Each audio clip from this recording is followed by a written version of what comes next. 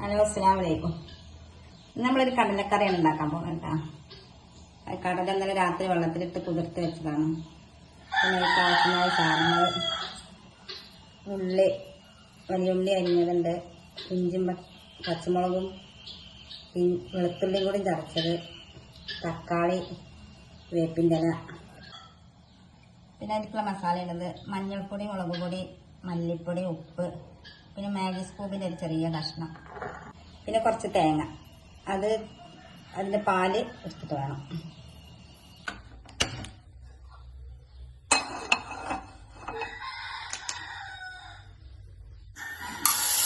ഉപ്പിട്ട് വച്ച്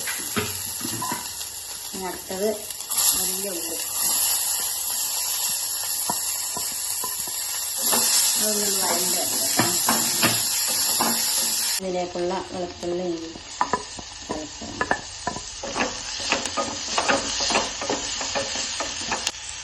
കറിവേപ്പില. അടുത്തതായിട്ടുള്ള മസാല ഇട്ട മഞ്ഞൾപ്പൊടി, മുളക് പൊടി, മല്ലിപ്പൊടി. ഒരേ ചൂടിലുണ്ടല്ലോ വഴറ്റി തക്കാളി.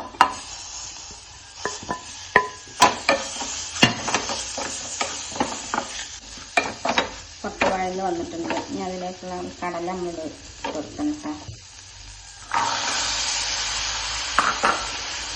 നല്ല മിക്സ് ചെയ്തതിന് ശേഷം അതിലേക്കുള്ള ഉപ്പും പഴങ്ങൾ, പിന്നെ മാഗി സ്കൂപ്പ്, പിന്നെ ചുടുവെള്ളം.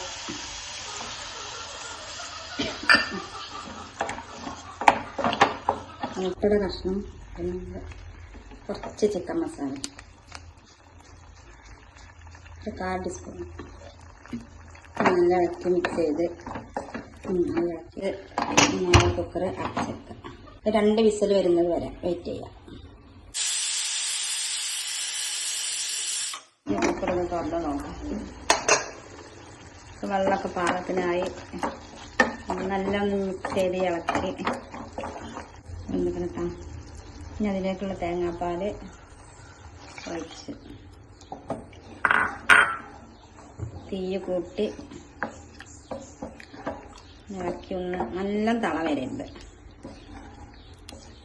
നല്ല തിളക്കരുത്, അപ്പം കട്ടി കുറഞ്ഞു പോകും.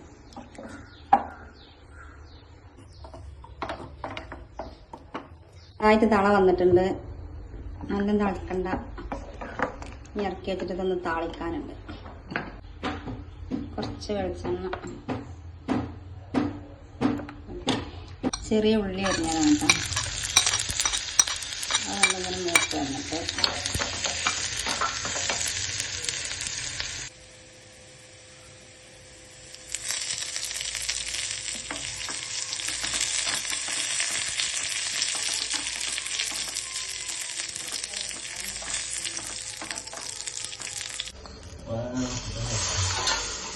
താഴ്ച വയ്ക്കാം.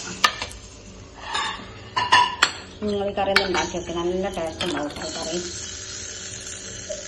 പുട്ടൊക്കെ ഇവിടെ റെഡി ആയിക്കൊണ്ടിരിക്കുന്നുണ്ട്. അങ്ങനെ നമ്മൾ പുട്ടും കറിയൊക്കെ ഇവിടെ റെഡി ആയിട്ടുണ്ട്. ഇന്നത്തെ വിശേഷങ്ങൾ ഇതൊക്കെയാണ് കേട്ടോ. അസ്സലാമു അലൈക്കും. നല്ല